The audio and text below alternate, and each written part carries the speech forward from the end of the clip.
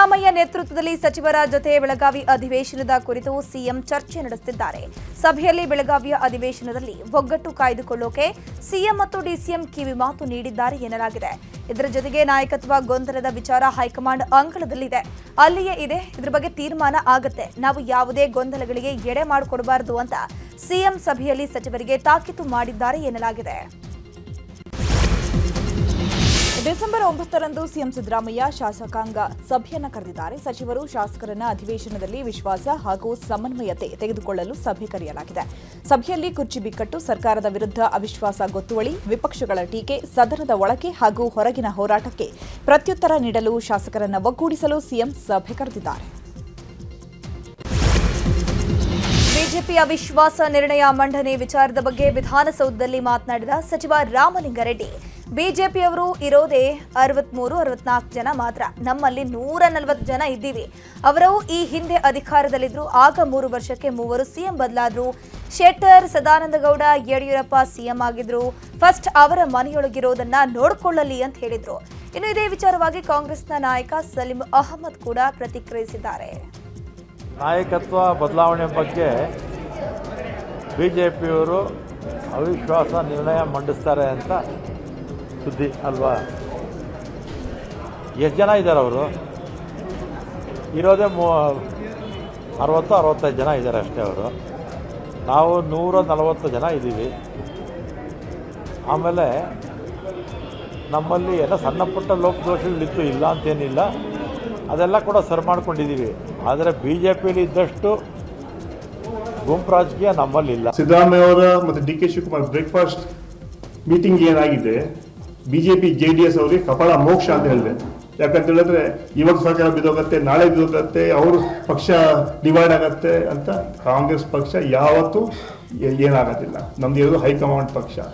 ನಿಮ್ಗೆ ಯಾಕೆ ಬ್ರೇಕ್ಫಾಸ್ಟ್ ಮಾಡಿತ್ತು ಅಂದರೆ, ಸಿದ್ದರಾಮಯ್ಯ ಅವರು ಮತ್ತು ಡಿ ಕೆ ಶಿವಕುಮಾರ್ ಅವರು ರಾಮ ಲಕ್ಷ್ಮಣ್ ಅಂತ ಇದ್ದಾರೆ. ಆದರೆ BJPಯವ್ರಿಗೆ ಯಾಕೆ ತೊಂದರೆ?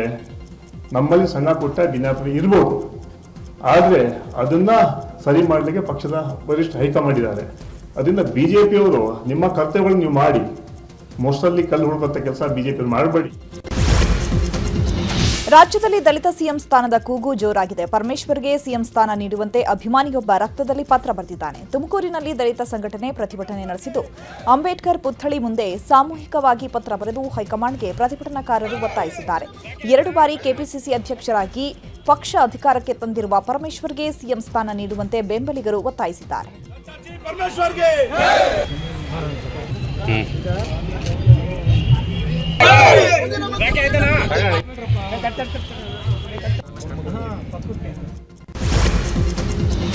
ಕಾಂಗ್ರೆಸ್ನಲ್ಲಿ ಸಿಎಂ ಕುರ್ಚಿ ಕದನ ವಿಚಾರ ಪಕ್ಷದ ವೇದಿಕೆಗಳಲ್ಲಿ ಚರ್ಚೆ ಆಗಬೇಕು ಅಂತ ಮಾಜಿ ಸಚಿವ PGR ಸಿಂಧ್ಯಾ ಹೇಳಿದ್ದಾರೆ. ರಾಮನಗರದಲ್ಲಿ ಮಾತನಾಡಿರುವಂತಹ ಅವರು, ರಾಜ್ಯದ ಅಭಿವೃದ್ಧಿಗಾಗಿ ಸಿಎಂ ಡಿಸಿಎಂ ಒಂದಾಗಿದ್ದಾರೆ. ಇದು ಒಳ್ಳೆಯ ಬೆಳವಣಿಗೆ ಆಗಿದೆ. ಅಧಿಕಾರ ಹಂಚಿಕೆ ವಿಚಾರವಾಗಿ ಪಕ್ಷದ ಮುಖಂಡರಲ್ಲಿ ನಿರ್ಧಾರವಾಗಿದೆ. ಬೆಂಕಿ ಇಲ್ಲದೆ ಹೊಗೆ ಆಡೋದಿಲ್ಲ. ನೋಡುವ DK ಶಿವಕುಮಾರ್ ನಮ್ಮ ಜಿಲ್ಲೆಯವರು, ಅವ್ರಿಗೂ ಕೂಡ ಒಂದು ಅವಕಾಶ ಸಿಗಬೇಕು, ಅದು ನಮ್ಮ ಆಸೆ ಅಂತ ಹೇಳಿದ್ದಾರೆ. ಪಕ್ಷದ ವೇದಿಕೆಯಲ್ಲೇ ಇವೆಲ್ಲ ಬಗೆಹರಿಬೇಕೆ ವಿನಃ ಇದು ಬೇರೆ ವೇದಿಕೆಗಳ ದುರುಪಯೋಗ ಆಗಬಾರ್ದು. ಆ ಕಾರಣದಿಂದ ಒಂದು ಒಳ್ಳೆ ಬೆಳವಣಿಗೆ ಅಂದರೆ ಮಾನ್ಯ ಉಪಮುಖ್ಯಮಂತ್ರಿಗಳು, ಮುಖ್ಯಮಂತ್ರಿಗಳು ಸೇರಿ ಉಪಹಾರವನ್ನು ಸೇರಿಸಿ ಸೇವನೆ ಮಾಡಿ ಇನ್ಮೇಲೆ ನಾವು ಒಟ್ಟಿಗೆ ಹೋಗಬೇಕು ಅಂತಕ್ಕಂಥ ನಿರ್ಧಾರಕ್ಕೆ ಬಂದಿರೋದೇ ಕರ್ನಾಟಕ ರಾಜ್ಯದ ಅಭಿವೃದ್ಧಿಯ ದೃಷ್ಟಿಯಿಂದಾಗಿ ಒಳ್ಳೆಯದು ಅಂತೇಳಿ ನಾನು ಭಾವಿಸ್ಕೊಂಡಿದ್ದೇನೆ. ಅವರಿಬ್ಬರು ಇದೇ ರೀತಿಯಲ್ಲಿ ಮುಂದುವರಿಲಿ ಅನ್ನೋದು ನನ್ನ ಆಸೆ. ಬೆಂಕಿ ಇಲ್ಲದೆ ಹೊಗೆ ಬಂದಿರೋಕ್ಕೆ ಸಾಧ್ಯ ಇಲ್ಲ. ಹೊಗೆ ಬಂದಿದೆ ನೋಡುವ. DK ಶಿವಕುಮಾರ್ ಅವರು ಕೂಡ ನಿಮಗೆ ನಮ್ಮ ಸ್ನೇಹಿತರು ಅಷ್ಟೇ ಅಲ್ಲ ರೀ, ನಮ್ಮ ಜಿಲ್ಲೆಯವರು, ನಮ್ಮ ತಾಲೂಕಿನವರು, ಅವ್ರಿಗೂ ಒಂದು ಅವಕಾಶ ಸಿಗಬೇಕು ಅನ್ನೋದು ನಮ್ಮೆಲ್ಲರ ಆಸೆ. ವಿಪಕ್ಷ ನಾಯಕ ಆರ್ ಅಶೋಕ್ ಕಾಂಗ್ರೆಸ್ ಸರ್ಕಾರದ ವಿರುದ್ಧ ವಾಗ್ದಾಳಿ ನಡೆಸಿದ್ದಾರೆ. ಈ ಸರ್ಕಾರ 63% ಕಮಿಷನ್ ಸರ್ಕಾರ. ನ್ಯಾಯಾಧೀಶರು ಈ ಸರ್ಕಾರದಲ್ಲಿ 63% ಭ್ರಷ್ಟಾಚಾರ ಅಂತ ಹೇಳಿದ್ದಾರೆ.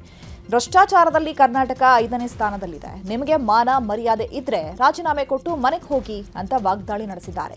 ಇನ್ನು ಇದೇ ವಿಚಾರವಾಗಿ ಛಲವಾದಿ ನಾರಾಯಣಸ್ವಾಮಿ ಕೂಡ ರಿಯಾಕ್ಷನ್ ಕೊಟ್ಟಿದ್ದಾರೆ. ಅವರು 63% ಭ್ರಷ್ಟಾಚಾರ, ನೀವು ಯಾವ ಇಲಾಖೆಗೆ ಹೋದರೂ 63%. ಎಲ್ಲೋದ್ರೂ 63%. ಕಮಿಷನ್ ಕೊಡದೆ ಇಲ್ಲೇನು ನಡೆಯಲ್ಲ. ಕರ್ನಾಟಕ ಭ್ರಷ್ಟಾಚಾರದಲ್ಲಿ 5ನೇ ಸ್ಥಾನ. ಭ್ರಷ್ಟಾಚಾರದಲ್ಲಿ 5ನೇ ಸ್ಥಾನ. ಇದು ನ್ಯಾಯಮೂರ್ತಿಗಳಿರೋದು. ನಮ್ಮ ಮೇಲೆ 40% ಅಂತ SIT ಮಾಡಿದ್ರಲ್ಲ ನೀವು, ಕದೀಮರು, ಕಳ್ಳರು ನೀವು. ನಿಮ್ಗೆ ಮಾನ ಮರ್ಯಾದೆ ಇದ್ರೆ ರಾಜೀನಾಮೆ ಕೊಟ್ಟು ಮನೆಗೆ ಹೋಗ್ಬೋದು. ಮಾಡಿ ಇದಕ್ಕೆ SIT ನಮಗೆ ಮಾಡಿದ್ರಲ್ಲ, ಮಾಡಿ CBI ತನಿಖೆ ನಿಮ್ ಧೈರ್ಯ ಇದ್ರೆ. ಈಗ ಉಪ ಲೋಕಾಯುಕ್ತರೇ ಹೇಳಿದ್ದಾರೆ, ನಾನು ಈ ಸರ್ಕಾರ ಮತ್ತು ಮುಖ್ಯಮಂತ್ರಿಗಳು ಉಪಮುಖ್ಯಮಂತ್ರಿಗಳಲ್ಲಿ ನನ್ನ ಆಗ್ರಹ ಇರತಕ್ಕಂಥದ್ದು, ಇದನ್ನ ಸುಳ್ಳು ಅಂತೀರಾ ಹೇಳಿ ನೋಡೋಣ, ಅಥವಾ ಒಪ್ಪುತ್ತೀರಾ? ರಾಯಚೂರಿನಲ್ಲಿ ಬಿಜೆಪಿಯ ಶಾಸಕ ಡಾಕ್ಟರ್ ಶಿವರಾಜ್ ಪಾಟೀಲ್ ರಾಜ್ಯ ಸರ್ಕಾರದ ವಿರುದ್ಧ ವಾಗ್ದಾಳಿ ನಡೆಸಿದ್ದಾರೆ. ಕಾಂಗ್ರೆಸ್ ಸರ್ಕಾರ ಖಾಲಿ ಚೆಂಬು ಸರ್ಕಾರ ಅಂತ ಟೀಕಿಸಿರುವಂಥದ್ದು. ಇನ್ನು ನಾಷ್ಟಾ ಮಾಡಿ ಜಗಳ ಬಗೆಹರಿಸಿಕೊಳ್ಳುವುದಾದ್ರೆ 1 ತಿಂಗಳಿನಿಂದ ಯಾಕೆ ಜಗಳವಾಡಿದ್ದೀರಿ ಅಂತ ಪ್ರಶ್ನೆಯನ್ನ ಮಾಡಿದ್ರು. ಪ್ರತಿದಿನ 10 ಸಾರಿ ನಾಷ್ಟಾ ಮಾಡಿ ನಮಗೆ ಅಭ್ಯಂತರ ಇಲ್ಲ, ಆದರೆ ಅಡ್ಮಿನಿಸ್ಟ್ರೇಷನ್ ಕಡೆ ಗಮನ ಕೊಡಿ. ನೀವು ಅಂಗನವಾಡಿ ಆಶಾ ಕಾರ್ಯಕರ್ತರಿಗೆ OPS ಸ್ಕೀಮ್ ಮಾಡ್ತೀವಿ, ಸಂಬಳ ಜಾಸ್ತಿ ಮಾಡ್ತೀವಿ ಅಂತ ಹೇಳಿದ್ರಿ, ಆದ್ರೆ ನೀವು ಎಲ್ಲ ಜನಾಂಗಕ್ಕೆ ಕೊಟ್ಟಿದ್ದು ಖಾಲಿ ಚೆಂಬು ಅಂತ ವಾಗ್ದಾಳಿ ನಡೆಸಿದ್ರು. ಬ್ರೇಕ್ಫಾಸ್ಟ್ ನೋಡೋದಾಗಿದೆ, ನಾಟಿ ಕೋಳಿ ಇಡ್ಲಿ ಏನೋ ಸಮಸ್ಯೆ ಬಗೆಹರಿಸಿಲ್ಲ. ನಾಷ್ಟ ಮಾಡಿ ನೀವು ಸಮಸ್ಯೆ ಬಗೆಹರಿಸ್ಕೊಳ್ಳೋದಾದ್ರೆ 1 ತಿಂಗಳಿಂದ ಯಾಕಪ್ಪ ಜಗಳ ಆಡಿದ್ರಿ ನೀವು ದಿನ 10 ಸಾರಿ ನಾಷ್ಟ ಮಾಡೋದ್ರ ಜೊತೆಗೆ ನಮ್ದೇನು ಅಭ್ಯಂತರ ಇಲ್ಲ. ಆದ್ರೆ ದಯಮಾಡಿ ಅಡ್ಮಿನಿಸ್ಟ್ರೇಷನ್ ಕಡೆ ಗಮನ ಕೊಡ್ರಿ. ಇವತ್ತು ನೀವು ಸರ್ಕಾರ ಬಂದ್ಮೇಲೆ ಯಾರಿಗೆ ಹೇಳ್ರಿ, ನೀವು ಏನೇನು ಭರವಸೆಗಳು ಕೊಟ್ಟಿದ್ರಿ? ಅಂಗನವಾಡಿ ಅವ್ರಿಗೆ ಭರವಸೆ ಕೊಟ್ಟಿದ್ರಿ, ಸ್ಯಾಲ್ರಿ ಜಾಸ್ತಿ ಮಾಡ್ತು. ಆಶಾ ಕಾರ್ಯಕರ್ತರಿಗೆ ಕೊಟ್ಟಿದ್ರಿ, OPS ಸ್ಕೀಮು ಮಾಡ್ತೀವಿ ಅಂತ ಹೇಳಿದ್ರಿ, KSRTC ಅವರಿಗೂ ಕೊಡ್ತೀವಿ ಅಂತ ಹೇಳಿದ್ರಿ, ಇವತ್ತು ಅತಿಥಿ ಶಿಕ್ಷಕರಿಗೆ ಸ್ಯಾಲ್ರಿ ಅಂತ ಹೇಳಿದ್ರಿ. ಎಲ್ಲ ಜನಾಂಗಕ್ಕೆ ಇವತ್ತು ಇವ್ರು ಕೊಟ್ಟಿರೋದು ಏನಿಲ್ಲ, ಖಾಲಿ ಚಂಬು. ಪಂಚಮಸಾಲಿ ಸಮುದಾಯದ ಮೇಲೆ ಲಾಠಿ ಚಾರ್ಜ್ ಕೇಸ್ ಖಂಡಿಸಿ ಬೆಳಗಾವಿ ಅಧಿವೇಶನದ ದಿನ ಪ್ರತಿಭಟನೆ ನಡೆಸಲು ಪಂಚಮಸಾಲಿ ಸ್ವಾಮೀಜಿ ನಿರ್ಧರಿಸಿದ್ದಾರೆ. ಅಧಿವೇಶನದ ವೇಳೆ ದೌರ್ಜನ್ಯ ದಿನ ಅಂತ ಪ್ರತಿಭಟನೆ ಮಾಡುವುದಾಗಿ ನ್ಯೂಸ್ 18ಗೆ ಜಯಮೃತ್ಯುಂಜಯ ಸ್ವಾಮೀಜಿ ಹೇಳಿಕೆ ಕೊಟ್ಟಿದ್ದಾರೆ. ಮೀಸಲಾತಿ ಕೇಳಿದವರ ಮೇಲೆ ಸರ್ಕಾರ ಲಾಠಿ ಪ್ರಹಾರ ನಡೆಸಿದೆ, ಮುಖ್ಯಮಂತ್ರಿ ಕ್ಷಮೆ ಕೇಳಬೇಕು ಅಂತ ಆಗ್ರಹಿಸಿದ್ದಾರೆ. ನಮ್ಮ ಹೋರಾಟಗಾರನ ಹೊಡೆಸಿದ್ದು, ಬಡಿಸಿದ್ದು, ಕೈಕಾಲು ಮುರಿಯಂಗೆ ಹೊಡೆದಿದ್ದು ಅದು ನಮಗೆ ಬಹಳ ನೋವು. ಬಹುತೇಕ ಲಿಂಗಾಯತ ಇತಿಹಾಸದಲ್ಲಿ ಇಂಥ ಘಟನೆ ಎಂದೂ ಆಗಿದ್ದಿಲ್ಲ. ಒಂದು ಮೌನ ಪಥಸಂಚಲನವನ್ನು ಬೆಳಗಾವಿ ಗಾಂಧಿ ಭವನದಿಂದ ಬೆಳಗ್ಗೆ 10 ಗಂಟೆಗೆ ಆರಂಭ ಮಾಡ್ತಿದ್ವಿ. ಆ ಆರಂಭಕ್ಕೆ ತಾವೆಲ್ಲ ಪಂಚಮಸಾಲಿಗಳು, ಮಲೆಗೌಡರು, ಗೌಡ್ ಲಿಂಗಾಯತರು, ದೀಕ್ಷಾ ಲಿಂಗಾಯತರು ನೀವೆಲ್ಲ ಸಹಸ್ರಾರು ಸಂಖ್ಯೆಯಲ್ಲಿ ಬಂದು ಭಾಗವಹಿಸಬೇಕು ಅಂತೇಳಿ ಮತ್ತೊಮ್ಮೆ ನಾನು ಸರ್ಕಾರದ ವಿರುದ್ಧ ನಿರಂತರವಾಗಿ ಮೆಕ್ಕೆಜೋಳ ಬೆಳೆಗಾರರು ಹೋರಾಟವನ್ನು ಮಾಡ್ತಾ ಇದ್ರು. ಸದ್ಯ ಹೋರಾಟಕ್ಕೆ ಮಣಿದ ಸರ್ಕಾರ MSP ದರದಲ್ಲಿ ಮೆಕ್ಕೆಜೋಳ ಖರೀದಿಗೆ ಆದೇಶ ನೀಡಿದೆ. ಎಲ್ಲ ಒಕ್ಕೂಟ ಆಹಾರ ಉತ್ಪಾದಕರು ನೇರವಾಗಿ ರೈತರಿಂದ ಖರೀದಿಸೋಕೆ ಅನುಮತಿ ನೀಡಿ ಆದೇಶ ನೀಡಲಾಗಿರುವಂಥದ್ದು. ಪಶುಸಂಗೋಪನಾ ಇಲಾಖೆ ಅಧೀನ ಕಾರ್ಯದರ್ಶಿಯಿಂದ ಆದೇಶ ನೀಡಿದ್ದು ಕ್ವಿಂಟಲ್ಗೆ 2400 ದರವನ್ನು ಸರ್ಕಾರ ನಿಗದಿಪಡಿಸಿದೆ. ಕೊಪ್ಪಳದ ಗವಿಮಠಕ್ಕೆ ಮಾಜಿ DCM KS ಈಶ್ವರಪ್ಪ ಭೇಟಿ ನೀಡಿ ಸ್ವಾಮೀಜಿಗಳ ದರ್ಶನ ಪಡೆದಿದ್ದಾರೆ. ಬೆಂಬಲಿಗರೊಂದಿಗೆ ಆಗಮಿಸಿ ಈಶ್ವರಪ್ಪ ಶಿವಮೊಗ್ಗದಲ್ಲಿ ಸಾಂಸ್ಕೃತಿಕ ಕಾರ್ಯಕ್ರಮಕ್ಕೆ ಆಹ್ವಾನ ಕೊಟ್ಟಿದ್ದಾರೆ. ಮಾರ್ಚ್ ತಿಂಗಳಲ್ಲಿ ಶಿವಮೊಗ್ಗದಲ್ಲಿ ನಡೆಯುವ ಕಾರ್ಯಕ್ರಮ ಇದಾಗಿದ್ದು ಸ್ವಾಮೀಜಿ ಬರಲು ಒಪ್ಪಿಕೊಂಡಿದ್ದಾರೆ ಅಂತ ಹೇಳಿದ್ದಾರೆ. ದೇಶದಲ್ಲಿ ಕಾಂಗ್ರೆಸ್ ನಿರ್ನಾಮವಾಗಿದ್ದು ರಾಜ್ಯದಲ್ಲಿಯೂ ಕಾಂಗ್ರೆಸ್ ನಿರ್ನಾಮವಾಗಲಿದೆ ಅಂತ ಮಾಜಿ DCM ಈಶ್ವರಪ್ಪ ವಾಗ್ದಾಳಿ ನಡೆಸಿದ್ದಾರೆ. ಕೊಪ್ಪಳದಲ್ಲಿ ಮಾತನಾಡಿದ ಅವರು, ಸಿದ್ದರಾಮಯ್ಯ ಮುಂದುವರೆಯುವ ಬಗ್ಗೆ AICC ಅಧ್ಯಕ್ಷರೇ ಹೈಕಮಾಂಡ್ ನಿರ್ಧರಿಸುತ್ತೆ ಎಂದಿದ್ದಾರೆ. ಅವರೇ ಅಧ್ಯಕ್ಷರಾಗಿ ಹೈಕಮಾಂಡ್ ಅಂತ ಹೇಳಿರೋದು ಸೋನಿಯಾ ಗಾಂಧಿ ಅವರಿಗ. ಈಗ ದಲಿತ CM ಅಂತ ಹೇಳುವ ನಾಟಕ ನಡೆದಿದೆ. ಇಲ್ಲಿ ಸಿದ್ದರಾಮಯ್ಯ ನಾಟಕ ಮಾಡ್ತಾರೋ ಯಾರೋ ನನಗೆ ಗೊತ್ತಿಲ್ಲ. ಅಧಿವೇಶನಕ್ಕೂ ಮುನ್ನ ಯಾರು CM ಅಂತ ಘೋಷಣೆ ಮಾಡಿ ಎಂದಿದ್ದಾರೆ. ಕೆಂಪೇಗೌಡ ಏರ್ಪೋರ್ಟ್ನಲ್ಲಿ ವಿಮಾನಗಳ ಹಾರಾಟ ಸಮಯದಲ್ಲಿ ಭಾರೀ ವ್ಯತ್ಯಯ ಉಂಟಾಗಿದೆ. ವಿಮಾನಗಳ ವಿಳಂಬದಿಂದಾಗಿ ದೀಪಾಚರ್ ಗೇಟ್ನಲ್ಲಿ ಪ್ರಯಾಣಿಕರು ಪರದಾಟ ನಡೆಸಿದರು. ಟರ್ಮಿನಲ್ 1ರಲ್ಲಿ ಪ್ರಯಾಣಿಕರು ಹೆಚ್ಚಿನ ಸಂಖ್ಯೆಯಲ್ಲಿ ಸೇರಿದ್ದು ಕಳೆದ 2 ದಿನಗಳಿಂದ ವಿಮಾನಗಳ ಹಾರಾಟದಲ್ಲಿ ವ್ಯತ್ಯಯ ಉಂಟಾಗಿದ್ದು ಪ್ರಯಾಣಿಕರು ಪರದಾಟ ನಡೆಸುತ್ತಿದ್ದಾರೆ.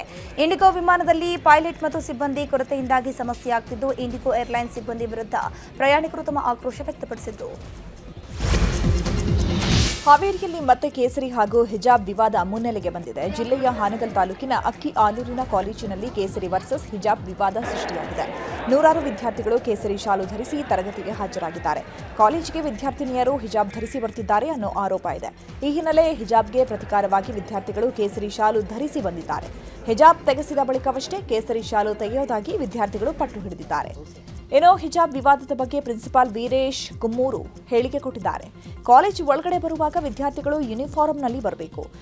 ಒಂದು ದಿನ ಏನಾದರೂ ಸಮಸ್ಯೆಯಾಗಿ ಯೂನಿಫಾರ್ಮ್ ಹಾಕಿಲ್ಲ ಅಂದ್ರೆ ಅವರಿಗೆ ಎಕ್ಸ್ಕ್ಯೂಸ್ ಕೊಡ್ತೇವೆ. ಹಿಜಾಬ್ ಧರಿಸಿ ಬರೋದರ ಬಗ್ಗೆ ಗಮನಕ್ಕೆ ತಂದಿದ್ರು. ಸದ್ಯಕ್ಕೆ ಗೊಂದಲ ಇಲ್ಲ, ವಿದ್ಯಾರ್ಥಿಗಳಿಗೆ ಮನವರಿಕೆ ಮಾಡಿಕೊಡ್ತೇವೆ ಅಂತ ಹೇಳಿದರು. ಕೊಲೆ ಕೇಸ್ನಲ್ಲಿ ಜೈಲು ಸೇರಿರುವ ದರ್ಶನ್ ಟಿವಿಗಾಗಿ ಕೋರ್ಟ್ಗೆ ಮನವಿಯನ್ನ ಮಾಡಿಕೊಂಡಿದ್ರು. ಸದ್ಯ ದರ್ಶನ್ ಬ್ಯಾರಕ್ನಲ್ಲಿ ಟಿವಿ ಅಳವಡಿಕೆ ಮಾಡುವಂತೆ ಜೈಲಾಧಿಕಾರಿಗಳಿಗೆ ಜಾರ್ಜ್ ಸೂಚನೆ ಕೊಟ್ಟಿದ್ದಾರೆ. ದರ್ಶನ್ ಜೊತೆಗೆ ಉಳಿದ ಆರೋಪಿಗಳ ಬ್ಯಾರಕ್ನಲ್ಲೂ ಟಿವಿ ಅಳವಡಿಸೋಕೆ ಸೂಚನೆ ನೀಡಲಾಗಿದೆ. ರೇಣುಕಾಸ್ವಾಮಿ ಕೊಲೆ ಪ್ರಕರಣ ಸಂಬಂಧ 14ನೇ ಆರೋಪಿ ಪ್ರದೂಷ್ಗೆ 4 ದಿನಗಳ ಮಟ್ಟಿಗೆ ಜಾಮೀನು ಮಂಜೂರು ಮಾಡಲಾಗಿದೆ. ತಂದೆಯ ತಿಂಗಳ ತಿಥಿ ಕಾರ್ಯ ಹಿನ್ನೆಲೆ 57ನೇ ಸೆಷನ್ಸ್ ಕೋರ್ಟ್ನಿಂದ ಆದೇಶ ಹೊರಡಿಸಲಾಗಿದೆ. ಈ ಹಿಂದೆ ನೀಡಿದ್ದ ಷರತ್ತುಗಳನ್ನು ಉಲ್ಲಂಘನೆ ಮಾಡದಂತೆ ಕೋರ್ಟ್ ಸೂಚನೆ ಕೊಟ್ಟಿದೆ. ಬಾಲಿವುಡ್ ನಟ ಶಾರುಖ್ ಖಾನ್ ಪುತ್ರ ಆರ್ಯನ್ ಖಾನ್ ಬೆಂಗಳೂರಿಗೆ ಬಂದು ವಿವಾದವನ್ನು ಮಾಡಿಕೊಂಡಿದ್ದಾರೆ. ಪಬ್ನಲ್ಲಿ ಆರ್ಯನ್ ಖಾನ್ ನೋಡೋಕೆ ಅಭಿಮಾನಿಗಳು ಸೇರಿದ್ರು. ಆಗ ಪಬ್ನ ಬಾಲ್ಕನಿಯಲ್ಲಿ ನಿಂತು ಸಾರ್ವಜನಿಕವಾಗಿ ಮಧ್ಯದ ಬೆರಳು ತೋರಿಸಿರುವಂತಹ ವಿಡಿಯೋ ವೈರಲ್ ಆಗಿದೆ. ಅಶೋಕನಗರ ಠಾಣಾ ವ್ಯಾಪ್ತಿಯ ಪಬ್ನಲ್ಲಿ ಈ ಘಟನೆ ನಡೆದಿರುವಂಥದ್ದು. ಇನ್ನು ಇದೇ ವೇಳೆ ಸಚಿವ ಜಮೀರ್ ಪುತ್ರ ಜೈದ್ ಖಾನ್ ಹಾಗೂ ಶಾಸಕ ಹ್ಯಾರಿಸ್ ಪುತ್ರ ಮೊಹಮ್ಮದ್ ನಲ್ಪಾಡ್ ಆರ್ಯನ್ ಖಾನ್ ಜೊತೆ ಕಾಣಿಸಿಕೊಂಡಿದ್ದಾರೆ.